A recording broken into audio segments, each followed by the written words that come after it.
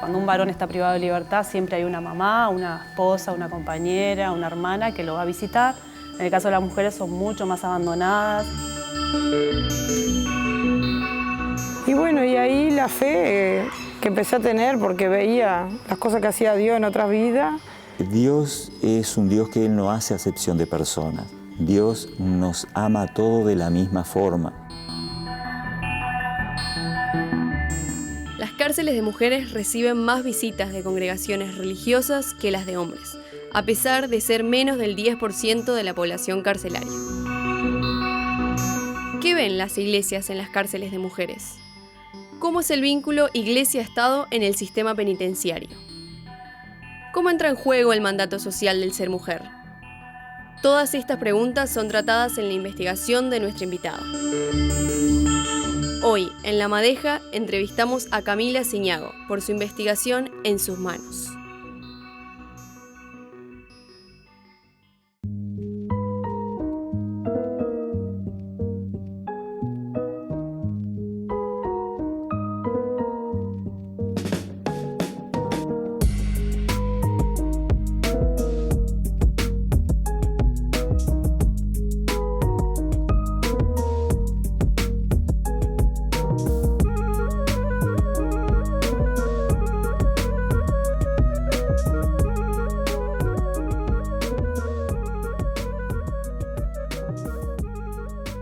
Hola Camila, bienvenida a los estudios de la Facultad de Información y Comunicación y gracias por venir a conversar a La Madeja con nosotras. Por favor, es un gusto estar en mi casa de estudios. Bien, muchas gracias.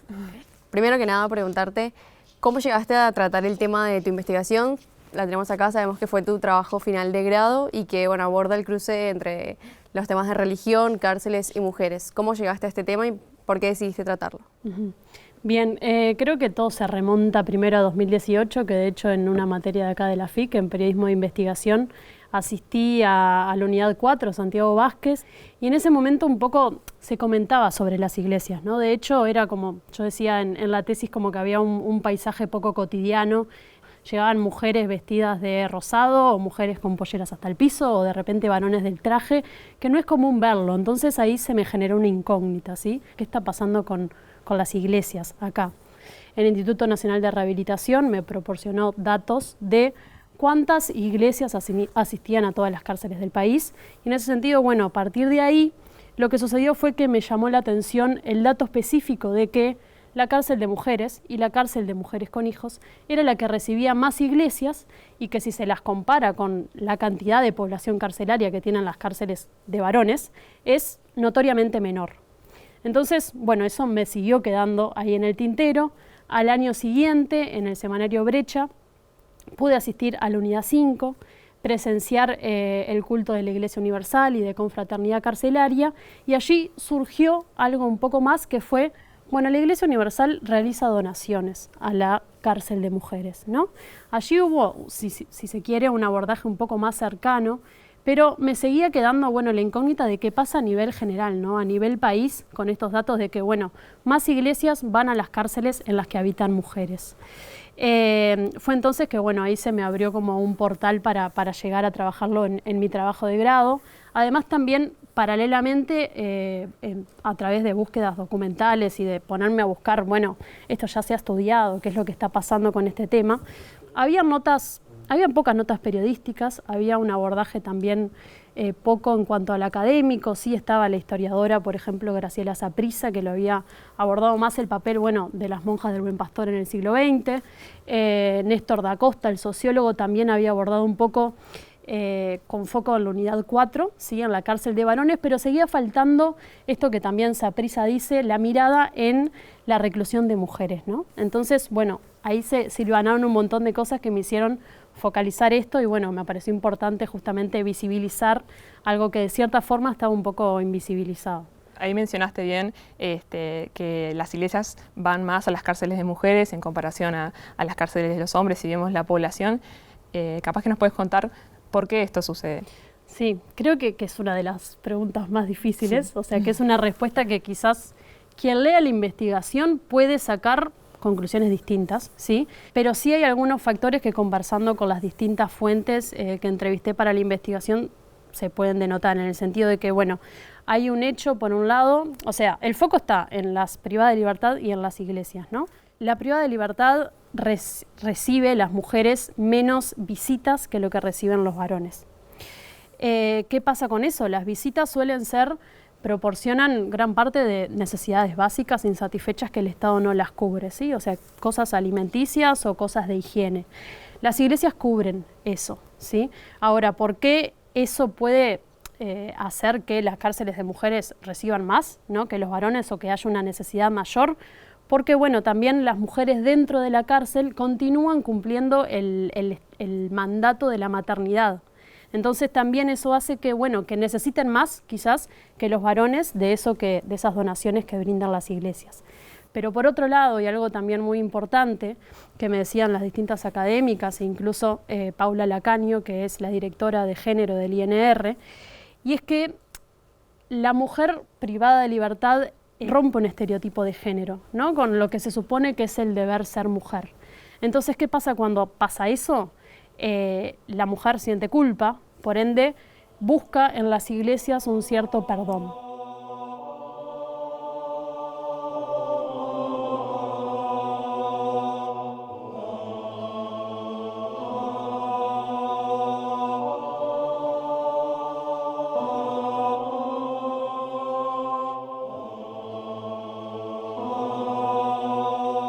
Hay bastante evidencia y trabajos a nivel académico de que, bueno, de que las mujeres rompieron con un estereotipo de género, de buena esposa, buena madre, madre presente. Cuando cometen un delito es como más dura la sociedad respecto de las mujeres porque rompieron esto, ¿no? Las penas son más duras en muchos casos. Y bueno, creo que el espacio de trabajar la fe, la espiritualidad, hay un vacío institucional, no trabajamos a nivel del INR con la espiritualidad ni con la fe. Puede haber alguna actividad socioeducativa que tenga que ver un poco con, bueno, cómo nos sentimos, con los sentimientos, pero no específicamente con eso. Entonces me parece que hay un poco de eso, de necesidad de las mujeres de poder conversar sus temas, de tener un espacio de contención, trabajar esa fe, y también un poco, yo creo que está el tema de la culpa. Las mujeres se culpan mucho cuando están privadas de libertad, que no están presentes con sus hijos, siguen desde la cárcel pendientes de lo que son las trayectorias de vida de sus hijos, hablan mucho por teléfono, hay muchas ansiedades, demandas, y creo que también la Iglesia y las congregaciones religiosas aportan un poco en ese sentido a esa contención que necesitan las mujeres. La cárcel de mujeres en particular, creo que lo que se puede ver sobre todo es que hay una gran falta de actividades, de oportunidades laborales, educativas. Por ende, las mujeres están mucho tiempo dentro de las celdas. Hay necesidades básicas insatisfechas, es decir, el Estado no proporciona lo suficiente para realmente poder tener una condición saludable. Y bueno, y a nivel de infraestructura también, ¿no? O sea, es algo que hay dificultades y que justamente es uno de los papeles que cumplen las iglesias que están allí. Y sobre la presencia de las iglesias en las cárceles, bueno, mencionabas que se da como un panorama variado dentro de las cárceles. ¿Cómo son las actividades que realizan? En este foco que yo puse, bueno, se puede ver que, por ejemplo, la Iglesia Católica de repente tiene más flexibilidad para llegar, y de repente si hay una necesidad de conversar, se conversa más, hay una mayor escucha, pero bueno, también se lee la Biblia, ¿no?, el Evangelio del domingo. Por otro lado, la Iglesia Universal es muy de hacer más cultos con más gente, se hacen en salas o a veces, bueno, van mismo celda por celda, y allí también, ¿no?, se lee la Biblia. También hay guitarreadas, o particularmente la Iglesia Universal, a mí algo que me llamó la atención es que muchas veces, bueno, se ponen parlantes enormes con música a todo volumen y suenan cumbias, pero con letras de iglesias, ¿no?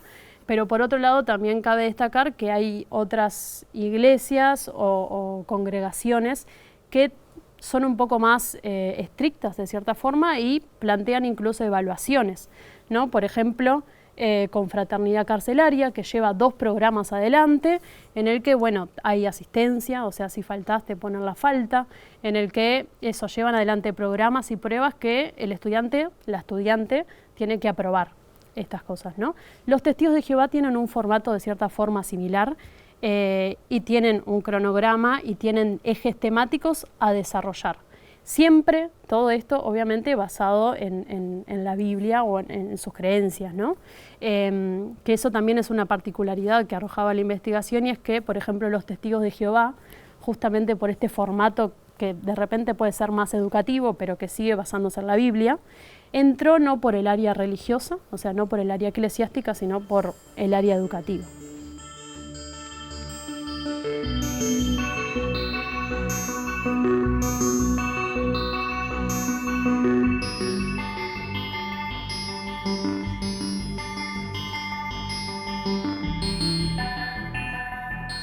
Allí se hace una oración entre todos juntos, donde se pide, bueno, para que Dios abogue también por la causa de ellos, para que Dios coloque gracia ante las autoridades, no solamente del establecimiento carcelario, sino también ante los abogados, ante el juez de la causa. Y a lo largo de estos años hemos tratado con muchísimas personas que, enseñándoles a orar, enseñándoles a ayunar, enseñándoles a que ellos se metan de lleno en lo que es la palabra de Dios y confíen en Él, hemos podido ver cómo han recibido una libertad en forma anticipada. Tenían 2 cursos ellos, que ahora en este momento no me acuerdo bien el nombre, pero también trataban mucho de la cárcel, cuántos habían salido de ese lugar, que a veces tenían cadena perpetua o contaban de otras cárceles de otros países, ¿no? Y bueno, y ahí la fe que empecé a tener, porque veía las cosas que hacía Dios en otras vidas, y ahí es donde empiezo a conocer un poco y a acercarme, y que crece mi fe, y decidí venir acá después de salir en libertad, ¿no?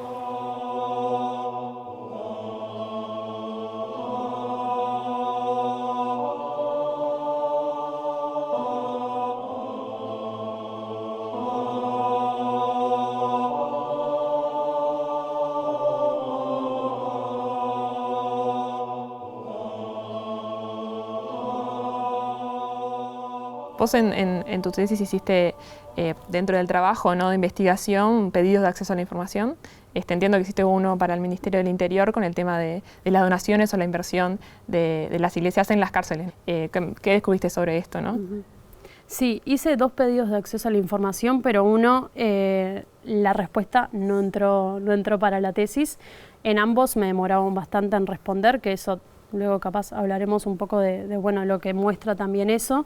De esos datos, quizás las conclusiones más grandes es que, bueno, fueron 20 y algo de iglesias que donaron todo tipo de donaciones desde el 2000 hasta el 2021, que fueron los datos que yo pedí, aunque habían algunos años que no estaban del todo especificados.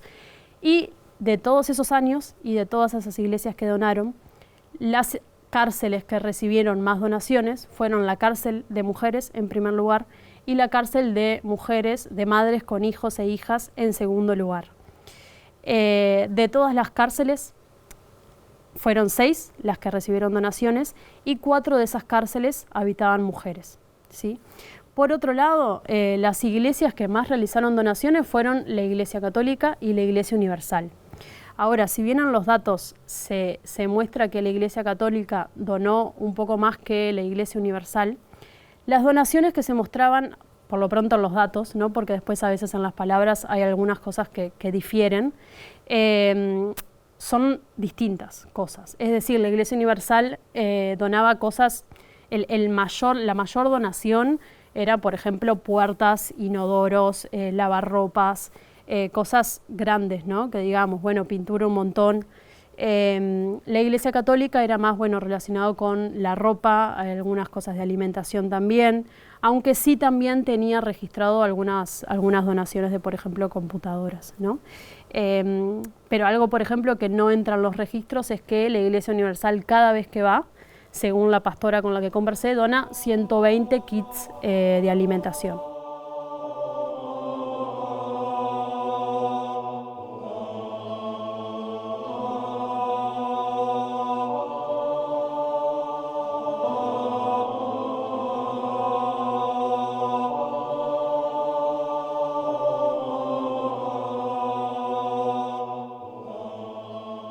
Por ejemplo, nuestro ministerio realiza mucha obra social. Nosotros repartimos canastas de alimento entre aquellos familiares de los PPL que lo necesitan. Repartimos también canastas de alimentos cuando ellos recuperan su libertad y vemos que realmente asisten a los cultos, que vemos que, bueno, que es algo que no es solo por un interés en lo material, en lo físico, sino que hay un interés por continuar con aquellos que ellos aprendieron.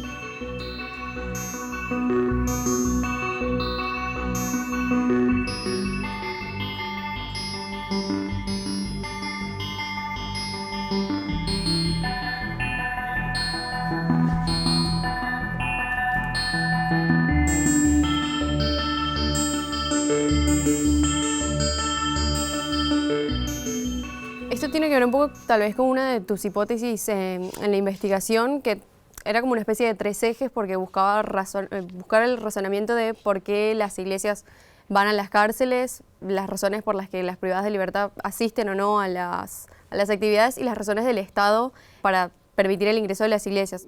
Yo creo que acá hay un hilo conductor de los 3 actores y actoras y es la necesidad, ¿no?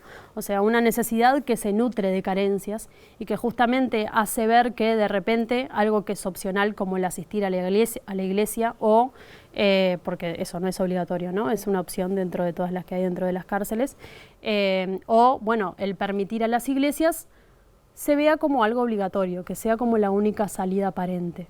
No sé si respondo un poco a tu pregunta, quizás algo que sí me mencionaban desde las iglesias, que no lo comentamos antes, es que muchos van ahí porque pasaron por la misma situación, otros porque lo sienten como una obligación el ir y estar allí con las mujeres o con los privados de libertad.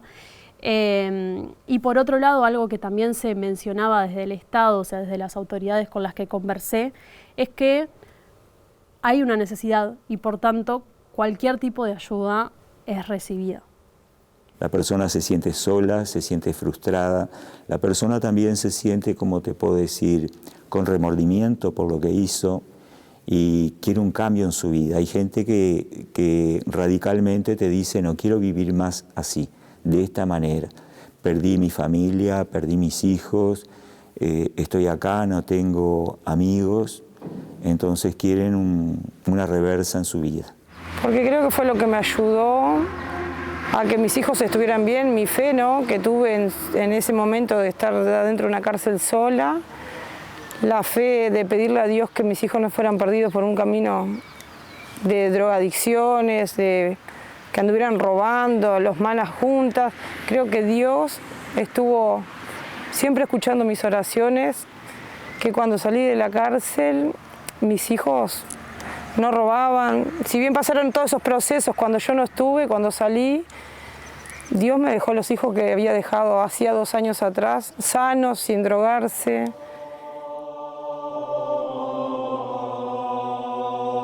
Queríamos consultarte también cómo es la relación con la perspectiva de género que tienen las iglesias en las cárceles y cómo esto también se relaciona con una cosa que mencionás en la tesis, que es, bueno, la convivencia de las personas trans y las actividades de las iglesias o las creencias de las iglesias en eso de los roles de género.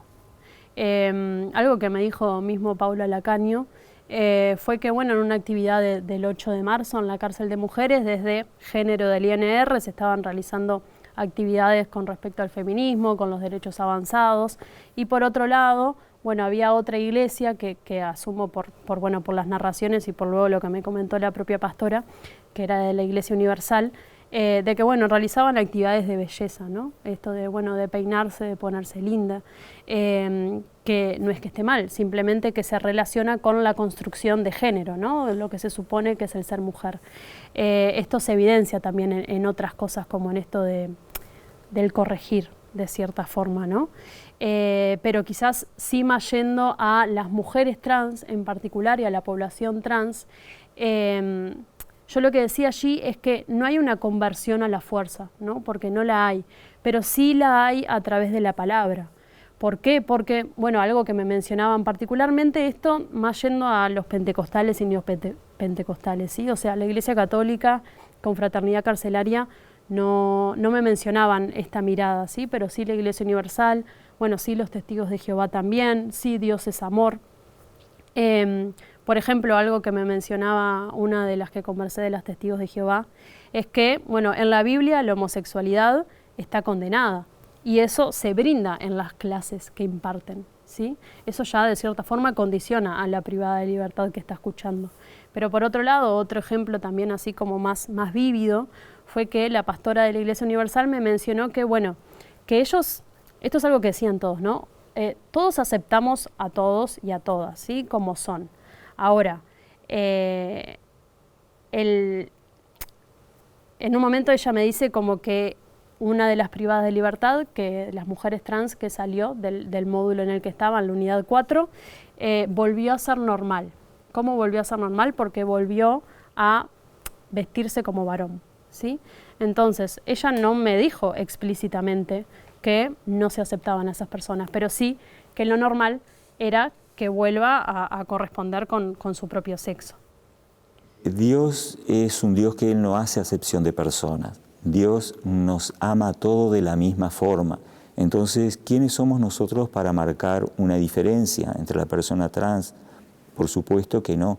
Nosotros lo miramos de la misma forma que miramos a las demás personas y le hablamos con el mismo amor, con el mismo cariño. Nosotros no controlamos que los contenidos que llevan las congregaciones religiosas, que eso también a veces genera una tensión. Por ejemplo, yo que trabajo en la parte de género, recuerdo, por ejemplo, una situación que pasó con un varón trans privado de libertad, que me llegó a comentar que no me acuerdo bien de qué organización religiosa, lo quería como curar o lo quería salir de su identidad de género, y en realidad yo ahí quería que la persona denunciara, pero ya no estaba dispuesta a denunciar, y bueno, trabajamos un poco con esto de cuál es el lineamiento institucional, la ley que de la identidad de género, que ella puede expresar su identidad como se autopercibe, y un poco trabajar en esos conceptos, pero a veces esa tensión existe con el tema de las religiones.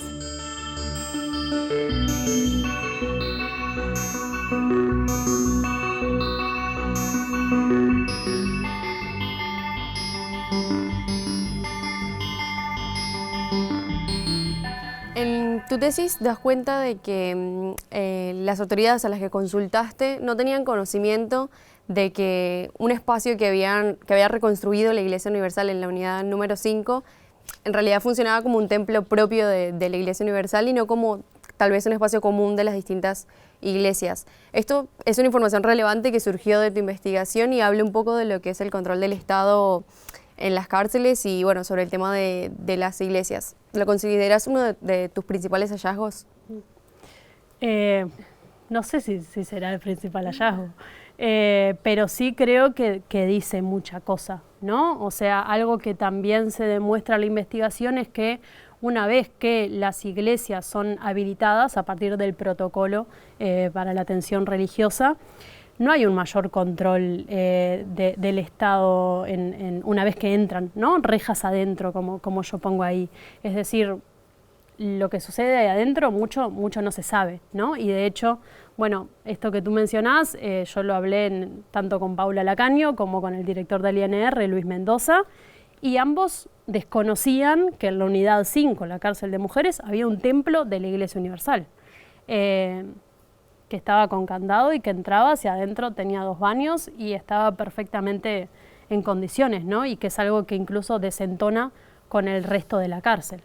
Entonces sí creo que dice mucho.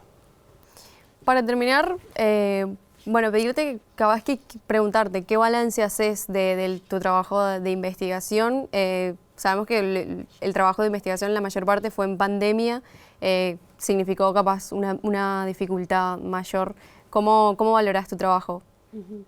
Sin duda la pandemia jugó un rol importante en cuanto a piedras, porque fue dificultoso ingresar a las unidades. O sea, mi intención desde un principio siempre fue asistir a todas las unidades del país en las que habitan mujeres y finalmente pude asistir solo a la unidad 5, ¿sí? Y a pocos días antes de casi que se me termine el cierre de entrega de la tesis, creo que sí, por ahí.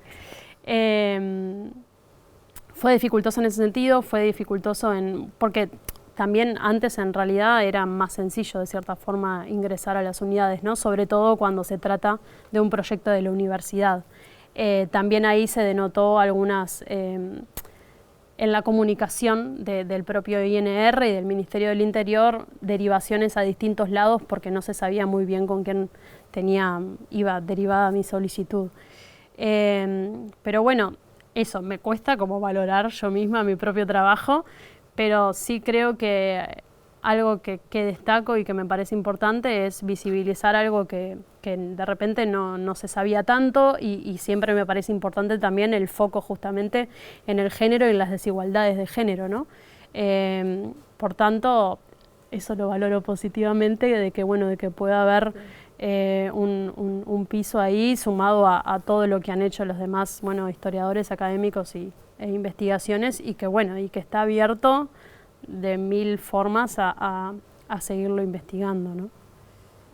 Bueno, muchísimas gracias, Camila, por estar acá en la FIC y también por ser parte de La Madeja. Muchas gracias a ustedes.